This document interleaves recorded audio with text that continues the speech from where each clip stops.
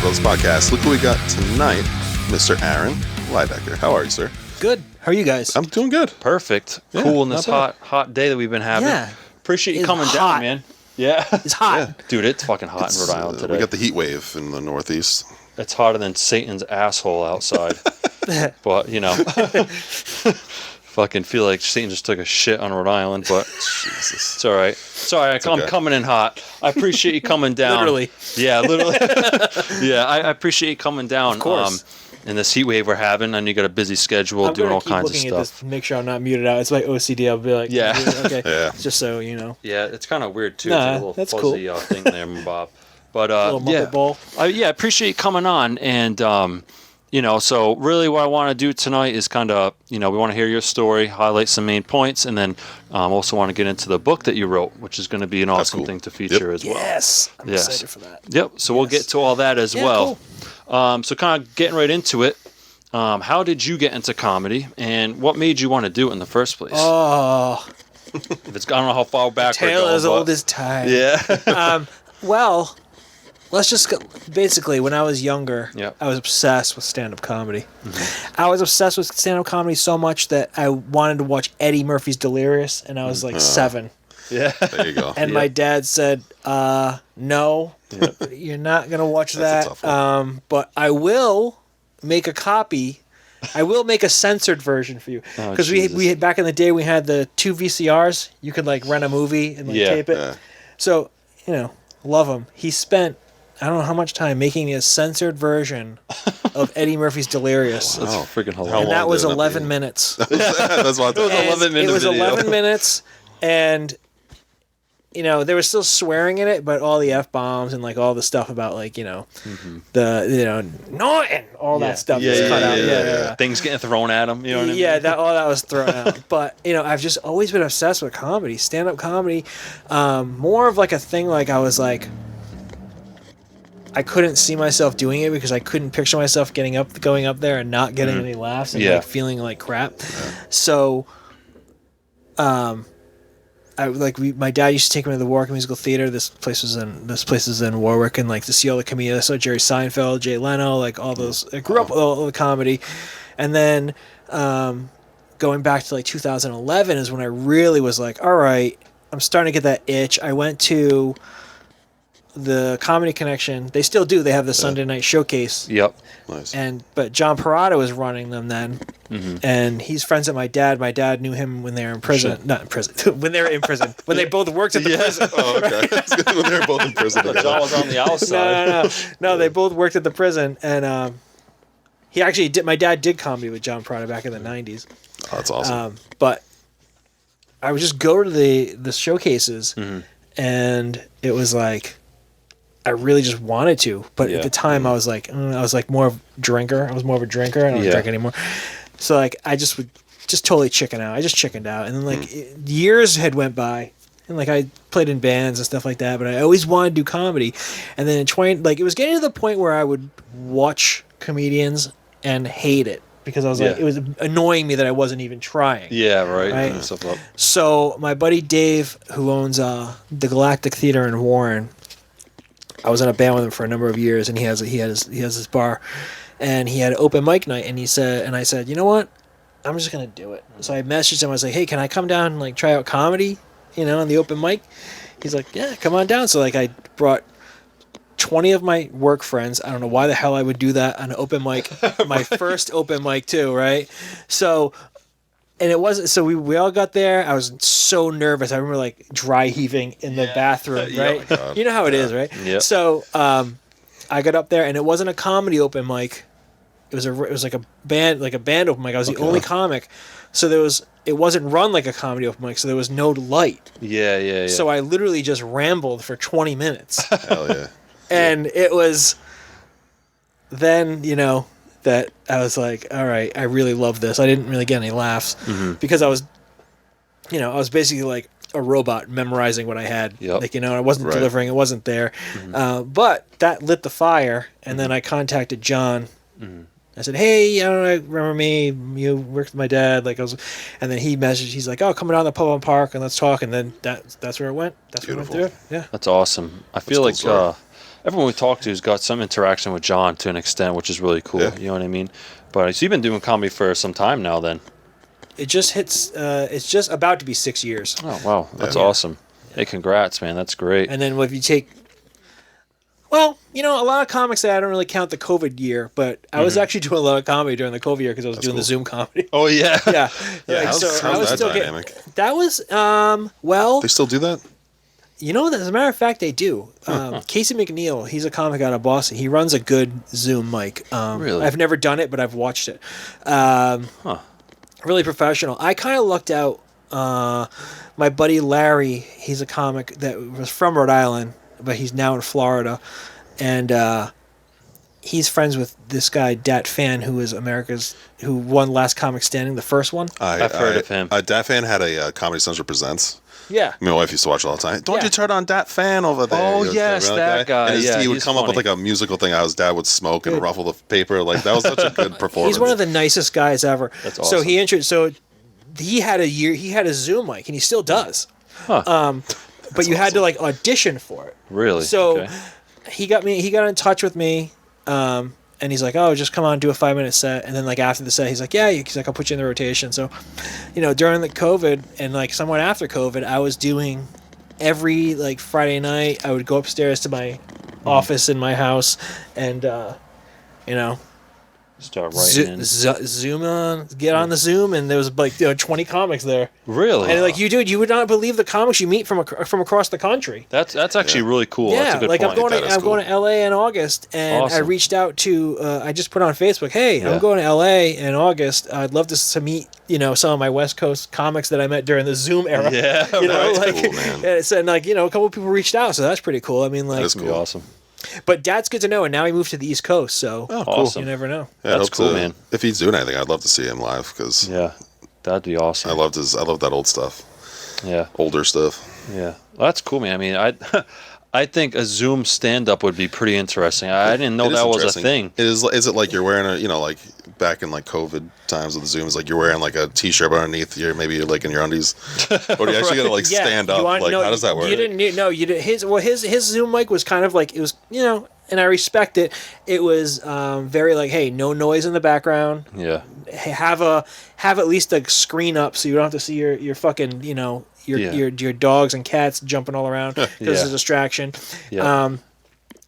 But what I did was I got a stand from my laptop and I put it up and I stood in front of it and I got a black curtain Yeah. and I had a mic stand and a mic, so I literally stood up That's awesome. Okay. because I That's just can't. I did it a couple times where I'm sitting down like telling jokes and it was just weird. yeah, Yeah, no, right. that is You know? kind of weird. But yeah, so every Friday or Saturday I would just go upstairs and just put I like that. it up, and it was cozy. I'm at Yeah. home. Yep. I have popcorn downstairs. Yeah. And, ready to go. After this, I'm going to bed. Yeah. It was West Coast. So Yeah. it was. I think 7 it was. hours or something. It was not. We would go on at 9:30 our time, 6:30 their time. Mm-hmm. Okay. So it would go to like 11:30. It was a good 2 hours. Yeah. Yeah, but still, like you log off, you go to bed. Yeah, right. Imagine that. Like imagine that now, like just getting off stage, hitting the bed. yeah. See you later. Just fucking falling asleep. Yeah. That's funny. Yeah. That would have been something to see for sure. Yeah, I kind of want to. Like maybe they got the old ones on YouTube or something. I'd like to check that out. Yeah. I wonder if guys like log in, do they do their set and just like log off? No, that was another rule. That was another rule. Don't That was log another off. rule you had. You had to stay for the whole show. Yeah, that makes perfect Because sense. like that would be. That'd be stupid. Yeah. Yeah. Because you're gonna be doing jokes in front of like 3 people No, on the I screen. know. Yeah. It's like And a he business would, meeting. He would also let audience members in. That's cool. Oh, Like that's you cool. you could call a number and like he would send you the Zoom link. Mm-hmm. So there was a couple of times there was like maybe like 30 audience. That people. is awesome. that's because you gotta understand like people Yeah. wanted comedy. Yeah, people wanted couldn't something get to out. do, Yeah. right? And honestly, it's probably a good way to escape a lot of the bullshit that was going on with COVID. You know what I mean? Just like the stress and anxiety people were feeling, all the political nonsense. Yeah. Probably just good to just escape, and you can right from your house. You know what I mean? Not really go anywhere at the time. I'm one of the few people, and like maybe I shouldn't say this. I'm lucky, but like I think COVID was like the best time. yeah, Like I was like, dude, I was home. I was getting like, dude, Yeah. I'll admit, I was getting freaking money. I didn't know where it was coming from. Yeah, right. And I was like, okay. I was Stimmy making- checks. Yeah, exactly. It's like Yeah. I wake wake up in the morning, what am I doing? I'm just hanging out, waiting for a show tonight, walking the dogs, hanging out, watching a movie with my wife. Like, That's just hanging out. Yeah. No, definitely. I No definitely fucking traffic. No traffic. Yeah, right. Oh my The only thing that God. was weird was like ever go to like a grocery store, have to wait in line to get in. Like, Just dude, right? Yeah, you can only have so many people. Trust me, I worked in retail, and I literally remember people. You had to count people. With the clicker. Yeah. Oh, no more than 10 people in at a time. Dude, weird times we were living in. I had a joke back then. Wouldn't obviously work now, but like if about selling fast passes to Stop and Shop. Just like, buy it online like fucking Disneyland. Exactly. Perfect. Yeah, I $50 you get a fast pass. That's a good money scheme, dude. Honestly, you know what I mean. That's great, man. That's freaking hilarious. Did you wash your groceries on 2 separate countertops like I did? I would admit I don't know. I was scared. Sometimes I was like, me too. I'm like wiping my paper towels with paper towels. Yeah. Like, what is going on here? Yeah. Yeah, they were like, you have to wipe your shoes off before you go into your house. You could track COVID, and then your pets could get COVID. And I'm like, dude, what the fuck? You know what I mean? Like, imagine your pet getting COVID. It was a crazy time. So comedy was definitely there to ease some of that stress. I'm sure. You know, but yeah, you've been doing.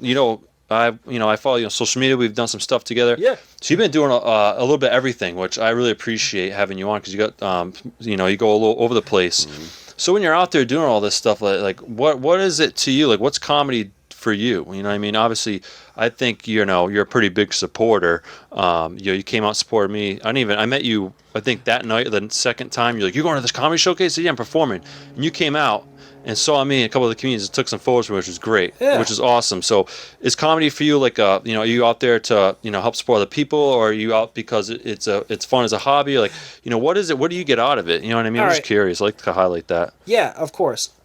Well, first of all, whether you have terrible sets all the time or you're a straight up killer, anyone who gets up and does stand up comedy has balls. Right? And I respect that, and I respect the art of comedy. Yep. And I think I really enjoy when I see people excited, like new people excited for it too. Yeah. So I want to help that, because I know when I first started, I was lucky and I had like people helping me right from the get go. Like it was that fan helped me out a lot. He taught me some things, and like my buddy Larry, who's in Florida, he taught me a couple things. But like, I just think it's important for everyone to support each other. Yep. And I think a lot of times newer people don't get that support until they've been around for a while. Yeah. You know what I mean? So like, I like when I met you guys and I was like, oh, you guys are doing the Comedy Connection. Like, I'm definitely coming to that, because like I know how hard it is to get bringers and stuff like that when you first start. Right. And when you first start, it's kind of easy, I guess. But it's just asking people to come. It's like can you come to this show? And like Yep. So like, but I think one of the things I like about comedy is it doesn't matter if you're doing if you're filthy or if you're clean or if you use a guitar or if you use a puppet or whatever. Like, everyone has the same goal, and that's to make people smile, right? Yep. So I don't knock any comics style or anything like that, you know? Yeah. And I think it's important that if people, and I'm not, who the fuck am I? I'm just a dude, right? Yeah. But I think it's if to lead by example, and to support. If you support everyone, and people will see oh, okay, people support the new comics. People, so basically, circle back. I always go on rants. Yeah, same. But just the comedy to me is just making people smile and making people forget. Yep. Not even if just for a few minutes, what's better and what's more challenging than making someone smile or making someone laugh? So that's my goal, and that's my intention, and that's why I support all the new people. Yeah, that's awesome. Because I certainly I did have support, but I would love more support when I was starting out. How intimidating it is walking in an open mic when everyone knows each other. And everyone's been telling the jokes for a while now. They all have done shows. They've all done this. I haven't seen it recently, but it's just shitty when you see like newer, like older comics, like kind of like, what's this guy like? He sucks, you know? Like, yeah, like that's not cool. exactly. You know? First, it's like someone said on the internet the other day. It was on Threads. I want this comic Pete. I've worked with him a couple times. He's like, local comedy scene is everyone just racing to get to nowhere. Wow. Like, and like, not to say like no one's gonna get anywhere, but like people like you see backstabbing all the time. You know, I've seen it, I've heard it. It's like, what are you doing, dude? Yeah. You know, Yep. and like if I think someone's joke sucked, and I say it sucked, that's just my opinion. But I'll also tell the comic. Yeah, You know, yeah. I want someone to tell me if something sucks. Yeah. It's like, dude, that's not working. You know what I mean? Yeah. Okay. Yeah. You could be like, as long as you're like, hey, man, like try. You know, you could be constructive or like try it this totally way. constructive. You know what I mean? My buddy Jay, he's helped me out so much. Like we would be driving in the car, and I'll be doing I'll be talking about a bit I'm doing. He's like, oh, try it this way, and I'll try it that way, and it'll work. It's like son of a gun. You know what I mean? right. Like this was hanging out. So it's like I love comedy for its challenge, and I love like for what it can do. But yeah, I appreciate the hell out of comics who are constantly writing, because like I'm a writer first and foremost, and I just love seeing like comics develop. Like I'll even, like I told him I was going to mention him, Kyle Cody. Yeah. Boy. Yep. Like, you know, I've seen him since he first started, and you know, like we all have. He's had some rough sets. You know, I have. Everyone has. I'm not no shame. Yeah. But last night at the Comedy Connection, he just like, it was like, what is going on here? He crushed. He was killing it. He was killing it, and I'm not even like exaggerating. He was getting pop after That's pop awesome. after pop, and I was like, okay, Love that. yeah. That's So fucking like, but it's awesome. so cool, and every comic last night was like doing fairly well. You Nice. know, It was, like, sounds like it was a good crowd too. You know. That's great. yeah, it was a good crowd. It was a smaller crowd, but it was definitely good. I like that. I mean, I'd rather have a small crowd that's excited than a big crowd with their arms folded. Oh my God, yeah, and that can get tough too, because like, I mean, I'm not gonna lie, I've only done a couple of shows, but like I've had a show or two where like the crowd's really tough, and it kind of messes with you. You know what I mean? But you just persevere. You just do your set. You know what I mean? But I love hearing that Kyle did that. I couldn't make it last night, I hope but someone filmed it. I'd love to see that. yeah, I think he filmed it. Yeah, nice. I'm proud He was of Kyle. gloating about it after. Yeah, yeah. I gotta call him. I gotta call him and talk to him. No, rightfully so. He had a good set. Yeah. It's you feel like you're on top of the world after a great set. Oh my God, You know what I mean, yeah, you just do. absolutely. Yeah, exactly. You know, but I think, yeah, and like, you know, even though I'm just a comic who's hardly even like, there are so many comics that are way more busier and popular and Yeah. funnier, like whatever. I mean, comedy is subjective, but I mean, like, I think being professional and being nice tops being hilarious. Yeah. Like, I would Yeah. rather hang out with comics who are like professional and nice Yep. and are funny, but like than a comic who's who kills but is a total asshole. Yeah, yeah. No, dude, it's all about good vibes, man. Honestly, and it helps. Exactly. It helps, and I think the comedy scene from I've seen has been pretty supportive, and I've been trying to surround myself with those people that are supportive, like you, definitely Jimmy, all the guys at Blue Moon. It's just like a big family in a way. Yeah. But I could definitely see that some people more. I've had experience. People are like, hey, like it seems like they don't. I haven't been in the crowd too much, so like they kind of just like pass a glance or whatever. Which, and you know what? No disrespect. That's fine as long as you're not being mean towards me and telling me I suck, all this other stuff. You know what I mean? I'm just finding out that's how the world works in comedy. I feel like it's some aspects, you know. Yeah, I mean, you're gonna meet people who are jerks, and then you're gonna meet people who you've heard are jerks and aren't when you talk to them. Right? You know? And like great people. There's been a couple people that I've, they're gatekeepers. They don't book you, and I was like, well, whatever. And like I'd reached out to them, and they'd be like, I'm like, oh, hey, my name's so and so. Like, yeah, I wonder if I could get a spot. Yeah, sure. You free this date? It's like, Right, It's like yeah. all you gotta do is ask. Yeah, I know, It's like, right? All right. It's like honestly, There you go, right, Rob? there are 3,000 comedians in Warwick, Yeah. and then another 5,000 in Providence, but there's always a spot somewhere. Yeah. You just have to ask. I think a lot of times people get disheartened because they just think that the answer is automatically be no when they don't. And yeah, some of the bookers Can be tough. can be tough, but Yeah. they, at the same time, that's because they don't want to book crap. And if you like, maybe if you're not getting booked and like you're one of those people that say, though, they're gatekeepers, they're not booking me. Like maybe it's because they saw your video and they didn't like it and they don't really want to tell you. Yeah, right. You know what I mean? Like this is not working. You know, I mean, Yeah. I'm sure there are, but what would be the point of gatekeeping for any other reason? I don't know. Yeah. I don't believe in gatekeeping. That's what I'm saying. Yeah. There's always a way under the gate or over the gate. Yeah. You know what I mean? Like, there's you got to put yourself out there. and just be nice and be good, and the things will come. And be respectful, and people will come to you. Yeah. Like, it's just the way it is. Yeah. At least it's the way it's been for me. Yeah. I'll be like, I'll have like, I don't know if you've done this. Like, I've had, like, June was pretty busy for me. Yeah. And like after last night's show, I was kind of bummed because I was like, oh, I only got one more show in June, and I really have anything booked for July. And I'm like nervous that I'm just gonna like lose it. Yeah. So then I was like, all right, I'll just go to open mics until I get booked again. But then today I got like 2 calls for July, so it's like, awesome, all right, dude. like That's things awesome. like I think things just come like just you're nice. People hear you're nice. You're professional. Yep. You make an impact. You know what I mean? And I feel like, like this is kind of circling back with Rob. Like you can probably comment on this too. Like there is a lot of comics in Rhode Island, and I think Rob could agree. I didn't know comedy was so big. Me either. You know what I mean? You just don't know until you get out there, right? Like we'll go to open mics. I'm like, dude, these lists are like 30 something people 30 sometimes. people, dude. And that's a lot, and it's a good thing. You know what I mean? Because it's like means comedy's alive. But definitely, I think all the points you make are really important. You know what I mean? Like put yourself out there, just ask. I mean, me and Rob have been.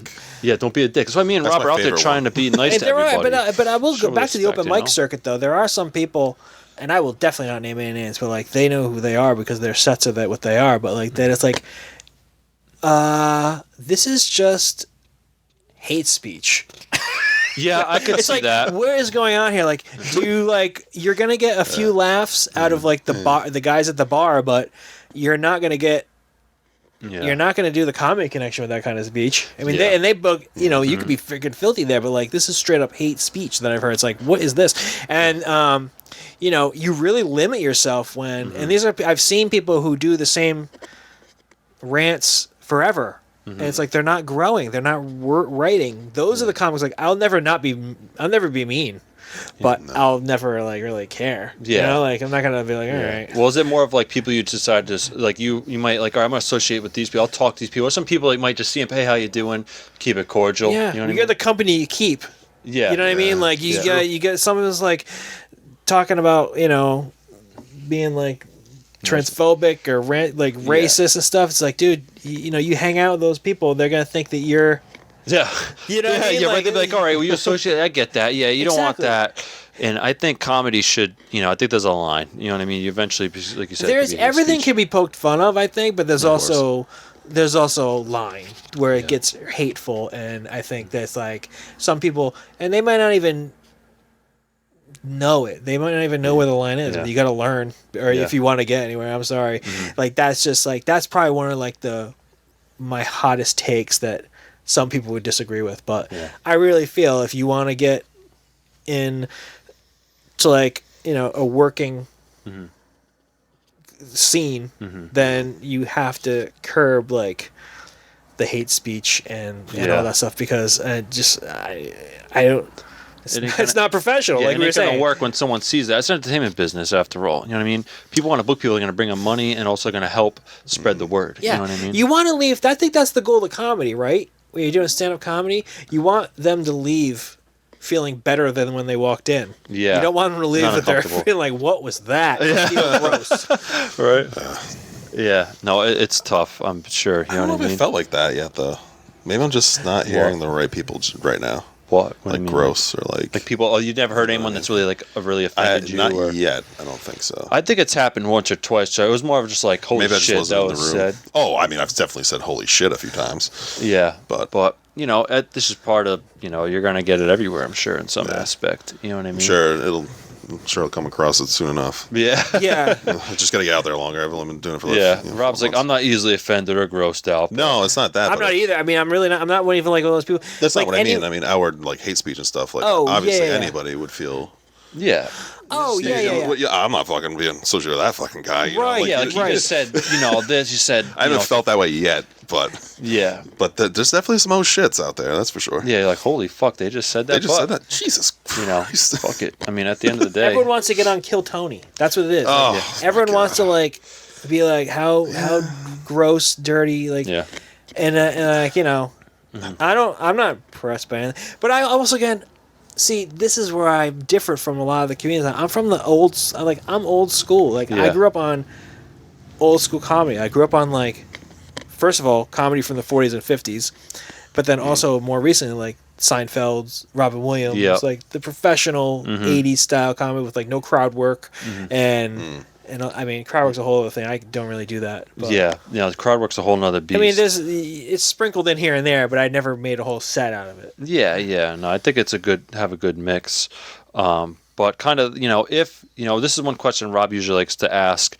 And you don't, you know, I feel like some comedians are, you know, they're like, all right, I'll share. But like, what is, if you want to give us some insight, like what you're talking about, like, what you like to do, got you into comedy. What's your writing process like in a way? Like, I know me personally, I'll just sit there and if I find something funny, I'll write it and then I'll do like a mind map sometimes. You know what I mean? Yep. But is there anything that you do in particular? You get to pick his brain, especially since you're legit a writer. So this is what I do. Yeah, right. If you like notice, this is like. Oh shit! Holy shit! Okay, so you use the spoken word. This is me driving. Oh yeah. Oh man. I always think of things while I'm driving. Oh really? Always. Yeah. It happens, you know. It happens when you don't expect it. Like if I sit down with a piece of paper, I haven't tried this, but I think it might be. I don't think it would work for me because I'm not the type of person that's just like, okay, I'm gonna have my writing time now. Yeah. You know, I do have a time where I separate for writing, but that's with things I think of, and I listen to it, and then I write from there. Yeah. But Mark Norman had a thing where he said Jerry Seinfeld told him just like take away all distractions, like radio, any kind of sound, and just sit with a piece of paper in front of you, and it'll come to you. I don't know if I could do that. Yeah, no, that's tough. I've tried it. I might be there for a while. Yeah. Well, I feel like Rob, like... a couple days, just like... Like, me and Rob are like, you know, we grow up, our whole family is like ball busters. Like, we go, like, it's me, my dad, my brothers, we're all, you know, fucking saying shit, you know, laughing, and, like, we're very quick with it. So I feel like that's where a lot of my comedy comes from, is, like, something that comes off the rip, you know what I mean? I'm sure Rob, too. But defense mechanism at that point. Yeah. yeah, right, when you're... Especially working at Cube Life, too. Yeah, like, right. Yeah, it's savage as well. Yeah. But it's so hard to just sit there with a piece of paper and just, all right. But, you know, I think, like you said, it's a good point. Like, you know, you just might say it, might put it down, right, and then work on it later. Yeah. So. Even, like, I'll think of something where I've heard comics and I thought of a tag for them, and that just turned into something that I wrote for myself. I was like, oh, I could use that in my act, that tag, that stuff for myself I was going to give that person. I'll just use it for me because, and then it's so funny. Like, I do write. I have, like, 4 notebooks of just, like, stuff. I always have to organize it into like sections. Like what I really want to do is I want to have a notebook called my 5-minute notebook. Yeah. Right. Yep. Every page is a topic, 5 minutes worth of it. Yeah. So that way, I know I have a type 5 whenever I want it. Yep. Whenever I could flip up my type 5 for different things. Yep. Because my type 5 right now is the same thing that it's been for like a few months. Yep. You know, I mean here and there I switch out a couple of jokes, but yeah, if it's like a type 5 and then from there organize it and get segues and then 5, you know. Yeah, and then it's all on paper too, which I think is me personally. I like writing jokes on paper. I mean, it's definitely I retain it better, you know. Yeah. But especially writing it with. It's been proven that writing it with a pen or a pencil helps you retain it. Yeah. Instead of like typing it out. You know? Yeah. Exactly. Is that what you do, like professionally? Do you write professionally with pen and paper and then like type it up later, or for my job? I thought you were like you had a master's in writing, or I have a master's in writing, but I'm not doing anything with it right now. Oh, you don't? Oh, no, I work with adults with disabilities right now. Oh, okay. Cool, man. But, well, I mean, I can say, no, but it could still be professional, I guess. Like if you're what I do is when I have a book of essays that was my grad thesis that I'm re-editing and like gonna put out in the world. For that, I definitely write on a piece of paper and then type it out. Yeah. Okay. Yeah, just curious. Yeah, and then I'll go through. They say write drunk, edit sober. Yeah. Drunk at his. Oh, okay. Yeah. So Rough. because you think of crazy things when you're drunk. You know what I mean? Yeah. Yeah. Like, I so can see that. I don't drink, but I mean, you know. Yeah. Just basically just write down everything. Yeah. Write down everything about a topic. That's what I do. Like, and I'll like when I start thinking about my dogs, all this crazy shit they do. Yeah. Right. Yeah. I just like, and then this, and then this, and then this, and then this, and that's what it sounds like on my voicemail. It was like, and then this, and then this, and then you go to this, and then say this, and then write this, and then I'll write it down, and then I'll edit it, cross it out, and all stuff. And another thing I do when I do write my note, when I do write everything out, I'll write the joke. And I'll highlight where I think the punchline is, what I think people are going to laugh at. Yeah. And it makes it easier to go back and, like, after you've done the set and say, like, oh, okay, this didn't work here, but maybe I can move it here. And you'd be surprised how much people laugh at a joke. That's the same joke that you've been doing, but you've cut out a few syllables here and there because you get to the punch faster. Because that's definitely one thing that I learned in writing that helped me with comedy. Just get to the point, because you'll see comics and you'll see people just like. I've done it a few times in this podcast where I've had a point to make, but instead I talked about other thing and I weaved in and out. But when it comes down to writing, get to the point. If you can say something, if you can get to the punchline in 3 words instead of 10, the audience, because the audiences they're not with you that long. You think they are, but they're not like hanging on every word. So you got to bang it out, gang, bang, boom, boom. Yeah, and cut out the fluff. Yeah, trim the fat, and it doesn't have to be punchline, joke, set up, punchline, but you can have a story, but have like pops in there. Like punch up the stories. That's what I like to do. To especially with my essays. Like, I'll write an essay. Like, I have a whole essay about the DARE program. And how it didn't do shit. There you go. And like I wrote it, and it started out as a kind of a serious essay. Yeah. And then, I put like one joke. I put like one like story of like one of the kids that I went to school with, and I thought it was funny. And I just turned the whole thing into a comedy essay. And there you go. Now like I'm writing it, like I'm reading it in a different way. I'm reading it like, oh, can this sentence be tightened up? It's just weird. It's the brain, man. Yeah. Comedy is like Using psychology. Yeah. Like if you like. The brain only has so much bandwidth and time. Like they don't. In the common person, just is reading it because they want to laugh. They come to the show because they want to laugh. They don't. Exactly. They don't want to hear a diatribe about this and this and this. I mean, some comics can do that because like they're established and Yeah. But dude, comedy, we're clowns. Yeah. Like what is we're jokers. Yeah. Like. Yep. Yeah, we're just trying to make you laugh. Exactly. You know what I mean? Where, like you said, more established comedians might kind of just my favorite put comedian that is out there. Pete Holmes. Yeah. You know Pete Holmes? Never heard of him, to be honest. Pete Holmes, dude. Check out Pete Holmes. He's got some shows too, right? What's that? Like not like comedy shows, but like he does like he has a TV podcast. shows, right? He has a podcast called "You Made It Weird." Yeah, and it's awesome. I think I've heard of that. Yeah. He has he's done shows. He had a talk show for a little while, but he gets like theological in his comedy, and it's like it's just it blows my mind how funny it is. Yeah.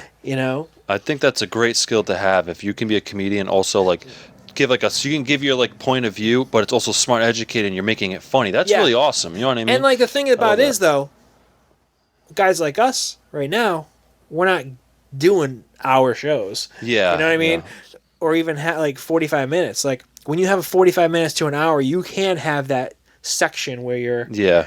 I'll never forget. I saw Roy Wood Jr. Okay. You know who he is? That no. Well, him. Okay, he was a host of the Daily Show for a while. He has a show on CNN like called, I forget what it's called, but it's like a comedy show. Yeah. I saw him at the Comedy Connection, and he like straight up had this whole serious story in the middle. Yeah. And he just brought it back. It was pops in there. It wasn't like depressing. Yeah. But he had all these he had all these like pops in there, and then he brought it into a punchline at the end. And he did this giant callback to like 50 minutes before. Really? And I was like, dude, this is like, that's what really pays, is watching, like going to watch like the Masters. Yeah. Because like we see the comics we see, they're great, they're funny, but they're local comedy, you know what I mean? Like everyone's learning. Everyone around here is learning. Yeah. Even the comics who are some of the Rhode Island's best comics are still learning, you know? Yeah. And like, not to say that popular comics, you know, who have hour specials and all that stuff aren't still learning, but you know, they've honed the craft like crazy. Yeah. So like watching them, it's just like, whoa. Yeah, it's a different. It's like level, watching a magic trick. Yeah, it is. I saw. How is it considered name dropping if I don't know them? I'm just people I've seen. Yeah. You seen Fortune Feemster? No. Okay, Fortune Feemster. Look her up. She's a comedian that is. You've probably seen her if you saw her face, but I went to see her with my wife at PPAC, or Vork, the Veterans Memorial Auditorium, and that was. She changed my writing style. Really? That night. Yeah. She changed my writing style that night. Yeah. Like, I would never realize the importance of a callback until that night, because she had no less than 20 callbacks. Yeah. And I was like, God damn, this woman is insane. Yeah. And it was funny. Like, she had a joke, and there's a Netflix special. It's already out, so I'm not really spoiling the joke. She had a joke about her ex-girlfriend, her wife's ex-girlfriend, and how she can do all this stuff that she couldn't do. Like, she could change a tire, she could do all this stuff. And her name was like Deborah. That was the little one's name. And at the end, she goes through all this story and all these stories. And she's talking about her dog who's sick, and her wife's like, I don't know what we're going to do. This is going to be like $10,000 to do this, like to do this operation. And then she goes, I got it. She's like, I took out my credit card. I put it on the counter. And I said, can Deborah do that? Yeah. And I was like, I forgot about Deborah. Yeah, you know yeah. what I mean? Like, Yeah, right. And then she came back. yeah, she came back, dude. Callbacks are great. I have one callback. It's I have a about the meatball callback I do. I have a joke about how like Santa Claus called me meatball, and at the end, like my dog. It's like a whole thing. You have to see it. I'm not gonna give it away, but for free. Yeah. But God, pay to see that shit. But it's just like, you know, and it's like it's a laugh because people are like, oh my God, you said meatball earlier, and now I'm gonna laugh because I heard it again. Yeah. It's like why brains are weird. Yeah. Why? Like, yeah, right. It's like what I say at the end is like not hilarious, but it always gets a pop, and it's important and not a pop. Yeah, you're definitely rewarding the audience for paying attention. Exactly. It's great. Exactly. Yeah.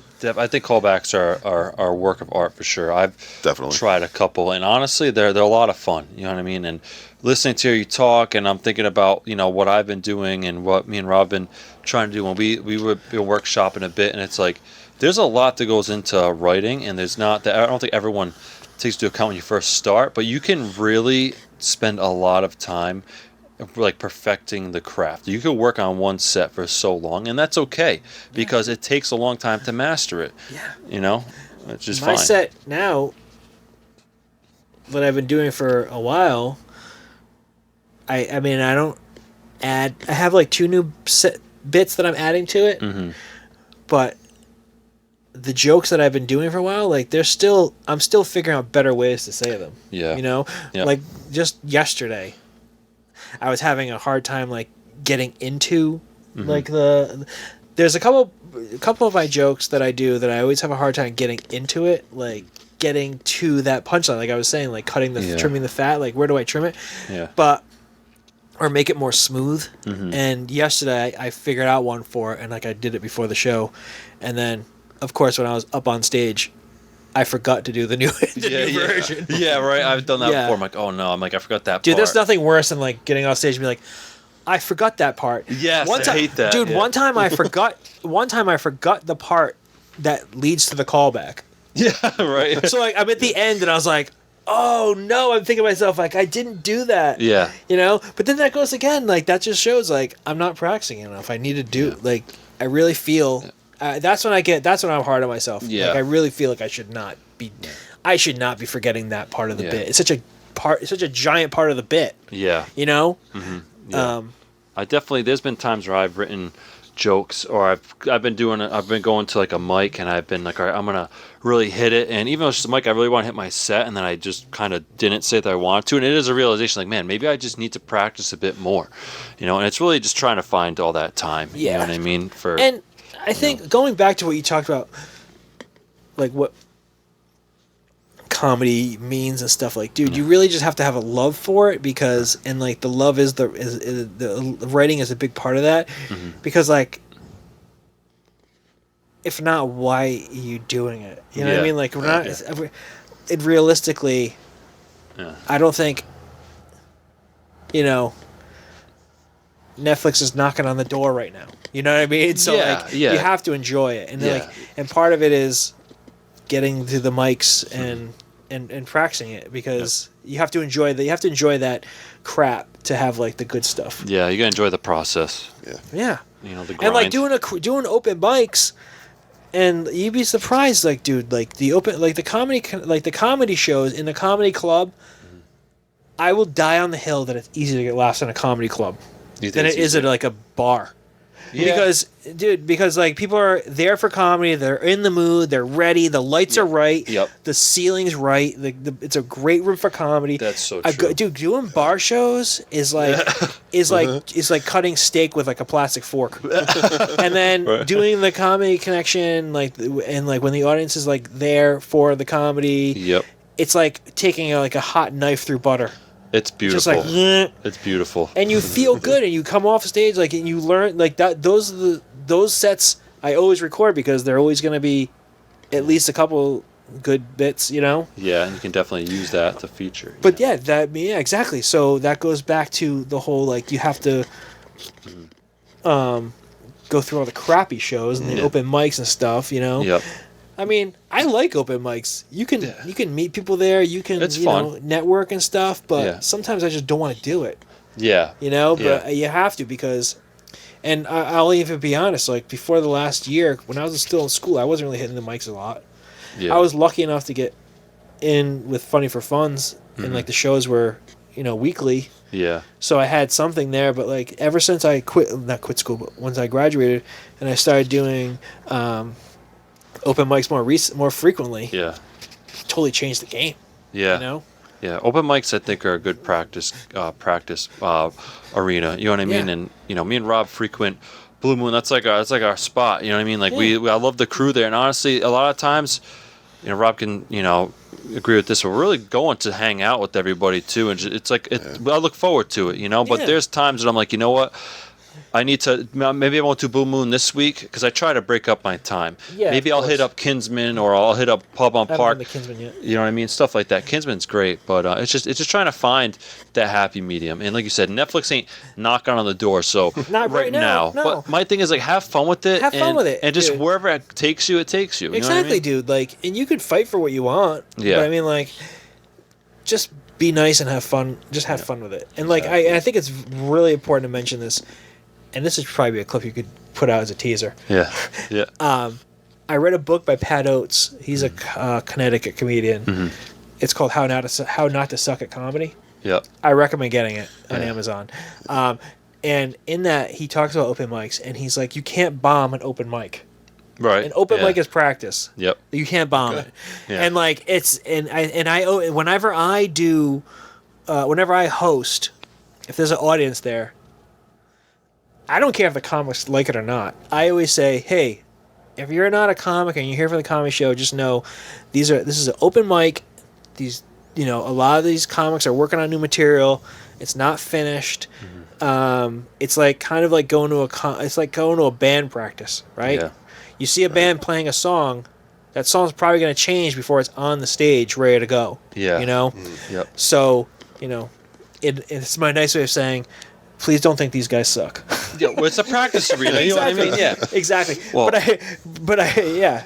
It's definitely, you know, I tell Rob, because it's, we'll do sets, and sometimes we beat ourselves up. But it's like I tell Rob, like, dude, we do shows, and we did cellos together, right, Rob? And that was like the crowd laughed all of his shit. You know what I mean? But sometimes you don't get all the laughs at open mic. No. If you get any laughs at open mic, dude, if you get a chuckle, if you get chuckles at an open mic, you're good to go. Yeah, that joke is ready because that joke is ready for the stage. Because get that puppy ready. Yeah, because I'll never forget the first time I did the Comedy Connection.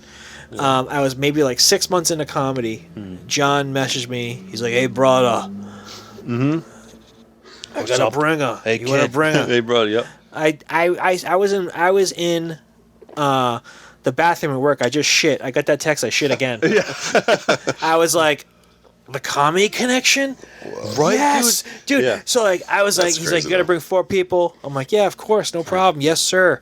Right? Yeah. So, thank you so much. Yeah, thank you, dude. Like, because first of all, I'm on the stage. Like, I loved going there. Yeah. Now I'm gonna be on the stage. Like, so I get there. This guy Pat Oates, who actually hosted last night, was hosting, and he's like, "All right, you're 4th, right?" Yeah. Now, up until then, all I had done was Pub on Park open mic. Yeah. You know how it is. Yeah, right? it's tough. So I was like, okay. So, and every comic that went out before me destroyed. Yeah. And I was like, oh no. Fuck, my Blue Moon, my Pub on Park set's next. Yeah. It comes like Pub on Park 6 months in. Yeah. Oh, Jesus. So I got up there, and the joke I said was, it was, I don't even do this anymore because I don't know. I don't want to bring my parents into it, but they were there.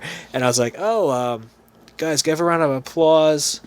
Today's my parents', whatever anniversary was, 30th anniversary, 40th anniversary. And that was like a quick pop. I knew they were going to get applause. So whatever, start off with applause. Even if I start with a laugh, start with applause, right? So,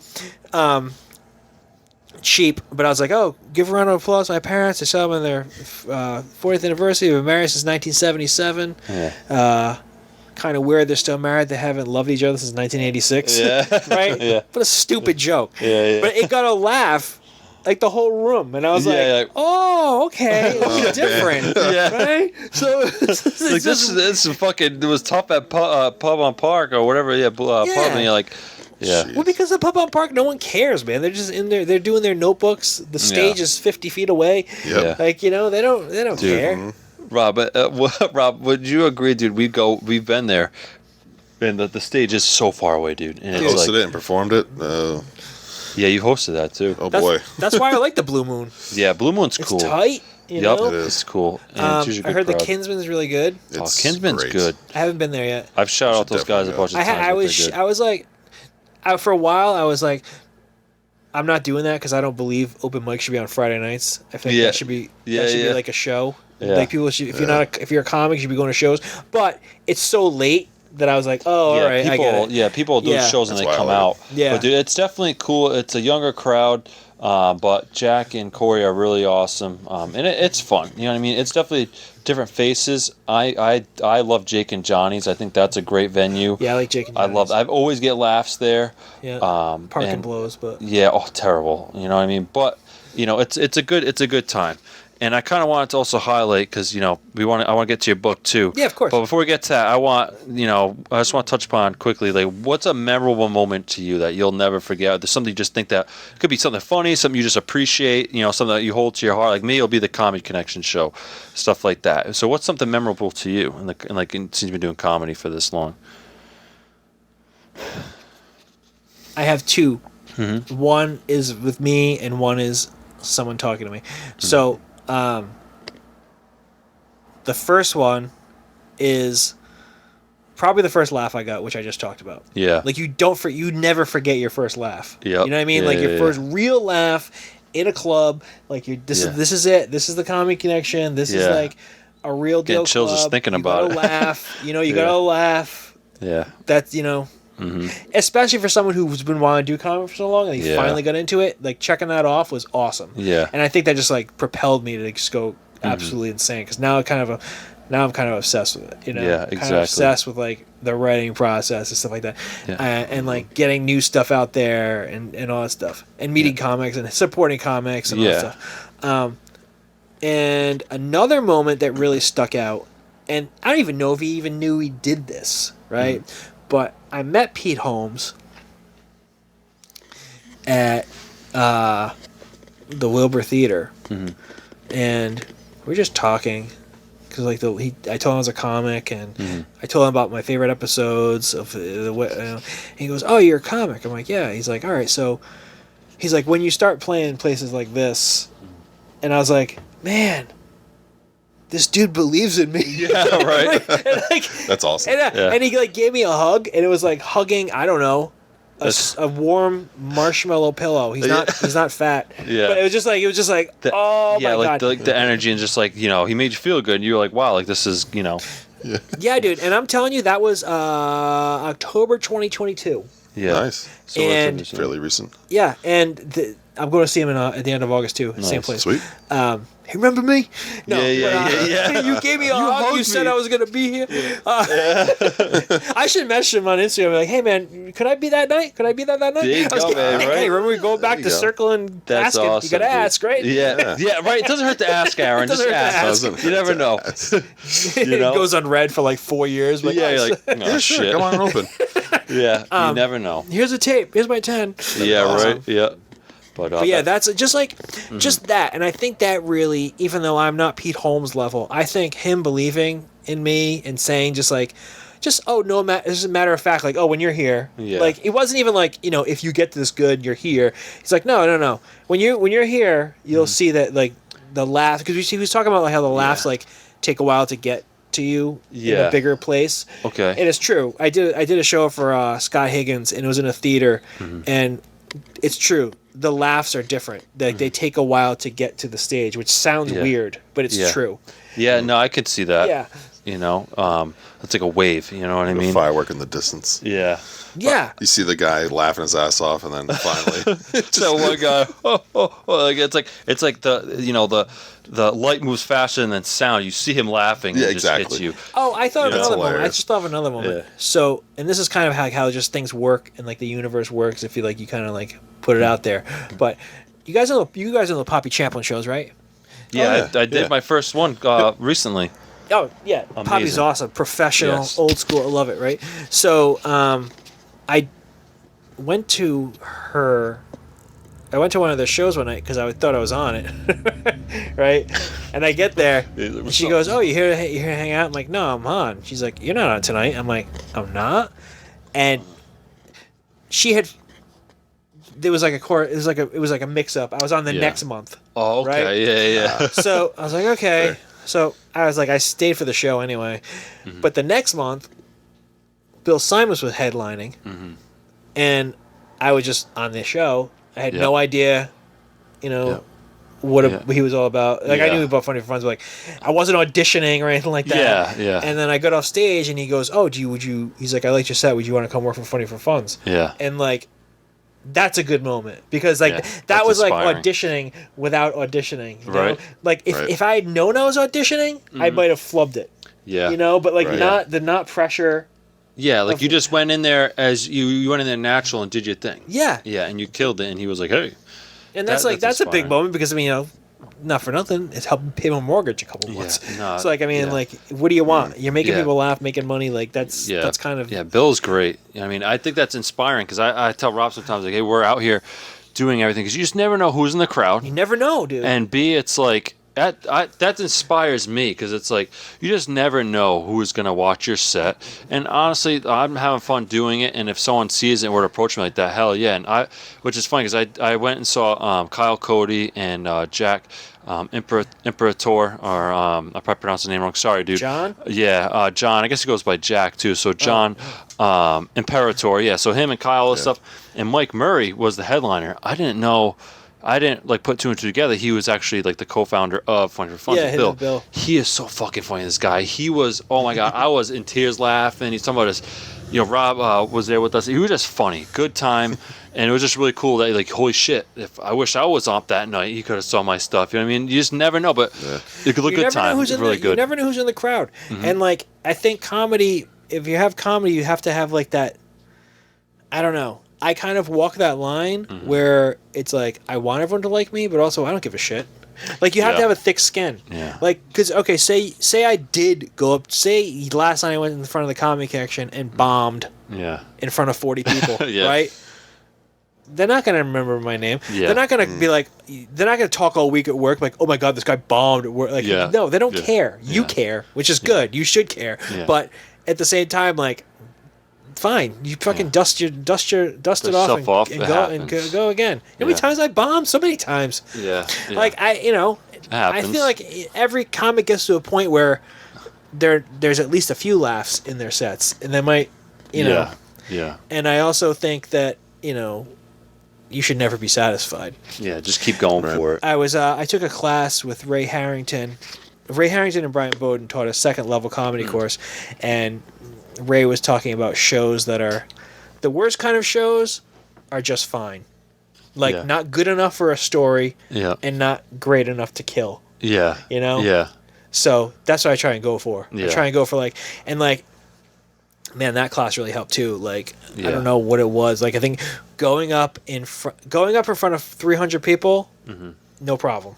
Going up in front of Ray and Brian and having to do crowd work to them, having to do crowd work to them, tough. That's intimidating, dude. Yeah. So like, but I think after that, like, I don't know when the last time you guys saw me on stage, but like, I'm way more energetic. Yeah, the comedy showcase. Yeah, the pub. Dude, we had a friggin' blast that night. Yeah. Yeah, dude. I try and bring the energy, man. Yeah. Like yeah, dude. That's it. Like, that's what you gotta do. Make it memorable. Confidence is key, dude. Confidence, man. If you're confident in your jokes, even if they're not killer jokes, like, people are gonna laugh. If you're like, if you can have a killer joke and just be like, like, what? Yeah, they're like, what's this guy saying? Or if you answer, and like it's like those little tricks on the brain. If you give your punchline like this, and like your question, it sounds like you're questioning your punchline. Yeah, you don't sound confident. Exactly. And like, it's just paying little attention to that, like cutting the fat, getting to the punchline faster, like syllables. Maybe using alliteration is funny. Like, people think when I have a joke about how you have it. I don't know if you've seen this new joke, but it's about sex offenders and how, like, it's basically for rich people, like Tiger Woods, like Lindsay Lohan, like, they all get away with it, but you know who doesn't get away with it? Carl from Costco. Yeah, right? Yeah, right, yeah. So, yeah, no, that's fucking funny. So, like, right. The rich is out there. The "k" and the "k," like, just like stuff like that. Like, I could have said like Nathan from Lowe's. But that's like too many syllables. Yeah. And it doesn't really flow. Nathan from Lowe's is a diddler. Carl from Costco's. You know who doesn't get away with it? Carl from Costco's. Yeah, it just sounds funny. Carl from Costco's doesn't get sent to rehab. That's he gets sent to HR. Yeah. You know? Tiger Woods has got rehab. You know, he's fine. Yeah. Sex rehab. And you know, fucking Carl, he's on the fucking sex offender list for the rest of his life. Exactly. It's kind of fucked up if you think about it. I was addicted to sex. Yeah, you and every other guy on this planet. Too. Yeah, right. Yeah. And like, and even the choice in the hotel, I'm giving my freaking joke away now, but I have it like, it's like I have a hard time. I was like, empathy for everybody who's addicted to something, maybe a little less empathy for the sex addict. Yeah. I have a hard time feeling bad for someone who's like, I had to stop having sex because it was ruining my life, while I'm dry humping pillows in a Crown Plaza. Yeah, right. You're like, I'm fucking struggling over this guy's playing because he's got too much pussy. But just like saying like Crown Plaza, like the "k" sound, like there's definitely words, letters. I mean, there's definitely noises that sound funnier. That's like true. Like the hard consonants. Yeah, dude, you can look it up. It's there's a book. I have it. It's called I forget. Oh my god. Is it by the British guy? No, the Comedy Bible, I think it is. I don't know. The Comedy Bible. That was I forgot her name. Who wrote that? Yeah, the Comedy Bible's good, and there's another one, How to Write Stand Comedy. Yeah, our family gifted us when we first started comedy a couple months ago, like back last year. Were they like, we saw your set, here's a book? Yeah, they're like, basically. Yeah, you know what? It's how to not suck at comedy. Actually, yeah, right. Literally, we pretty much got stuff like that, and like, so I know the Comedy Bible you're talking about. Yeah. Dude, Jenna Trudell. You know Jenna? Yeah, she's awesome. Dude, in the nicest way, I was like, there's a book you need to get. It's called How Not to Suck at Comedy. Yeah, And I told her that, and after that I sent that, I was like, oh, I hope she doesn't think I think she sucks. Oh my God. Yeah. Yeah, I can see like that guy that made that book is like, yeah, this is gonna create some issues. Man, we should just pitch in and just buy the entire Blue Moon guys. just hand them out like pamphlets. No offense, but those are some funny people out there, man. That's too funny. There's a book. It's a philosophical book. It's not a comedy book, but it's called How to Write a Joke. Mm-hmm. And I wanted to hand those out at the pub on Parkwood. Yeah, there you go. How to just write to a bust joke. their balls, Yeah. you know what I mean? Fucking everyone else's confidence just like deflated. everyone who bombs gets a free copy handed to them by the here you host. go. You could use that. Consider it a gift. Yeah. That's funny. Well, dude, I definitely think a lot of the stuff we've been going over tonight, it's a good... I know some newer comics listen to this, some older comics, and just anyone else that's listening, like, it's all good pointers. You know what I mean? Like, definitely take this stuff into account. Aaron's been doing this for some time. Not to get all mushy, but Aaron, I look up to you, Aaron, because what you did, you came out and supported me, and you always, coming out and watching me and Rob, and always giving insight. So I appreciate that. So you guys should take this stuff seriously and listen to what he has to say. Then kind of going into like comedy is writing. So I kind of wanted to, before we end the podcast, I really want to make sure that we touch base on the new book you just wrote. Yes. And I have a copy of it. I'll show it to the screen. It's called Bowie's Backyard. Bowie's Backyard, sorry. But, hey, either way, it's still a great book. Check it out. Put it up there. Give it, count to 10 in your head. There you go, guys. So Aaron wrote this, and it's a pretty good little book. You guys gotta check it out. It's a kid's book, right, Aaron? Yep, it's a kid's book. Well, unless you're a really slow adult. Yeah, and that was me, because I read it. I am that slow adult, and I was like, this is great. No, but it was really good. Me and my wife enjoyed it. I know Rob was checking it out, and it was it's been selling pretty well too. Like, that's great. Like, to be honest, it was a labor of love. Yeah, I lost some dogs in 2023, and like this new dog came into the picture. He's an actual dog. He's on the back, and like I just kind of want to immortalize him a little bit. Pop that up right here. Yep. So so I just I had this idea one day in the shower. As and I was like, Bowie's Backyard, again with the alliteration, Bowie's Backyard. Yeah. I was like, it just sounds catchy, and I was like, oh, suppose he's like, there's a new guy in the neighborhood, in the backyard. He meets all these animal friends, and not every animal understands. Yeah. Him yet. So I wrote this story, and like I'm gonna do different ones. Yeah. It's gonna that's awesome. It's gonna be like the next one will be called I don't know. This is not the title, but it could be called Bowie's Backyard, The Case of the Missing Shoe, or something like that. Okay, all right. You know what I mean? So it's going to be, and now that he has his friends established, they're all going to it's going to be like the Muppet Babies kind of. Every episode's like a different story, That's cool. Yeah, dude. And that's it. It's selling okay. That's great, man. And if Netflix comes calling and wants to do an animated series, there you go. Then I'm here. I'm here. And honestly, dude, I think it's really great that you wrote a book, because it's something that I've always wanted to do, or write a script, and so see people doing it, and it's really cool. And I, like I said, I read it. My wife read it. I enjoyed it. It's definitely a good kids book. Even if you guys don't have kids, you still check it out. It's a great book. It's a good story. It's it was really a story of acceptance. It sounded like to me nobody's perfect, and he fit in, and just he fit in his own way. Exactly. He has different skills that others don't because of what he doesn't have. Yeah. So, and I work with adults with disabilities, so you kind of see it all the time. Yeah. This guy, struggles in this, but he excels here. Yeah, that's true. Yeah. So I just think, I think that's really important. My uncle's disabled, so I think I grew up in that. Yeah. So it only helps that it only makes sense that I get disabled dogs. Yeah, right. Yeah, well, I was gonna say, I know reading the back of the book, it mentions also that you have 4 dogs, and you're a big animal rights on that stuff too, which I think is really awesome. You know what I mean? That stuff's important, man. Yeah. Comedian, rescuing animals, writing books, dude, doing it all. Awesome.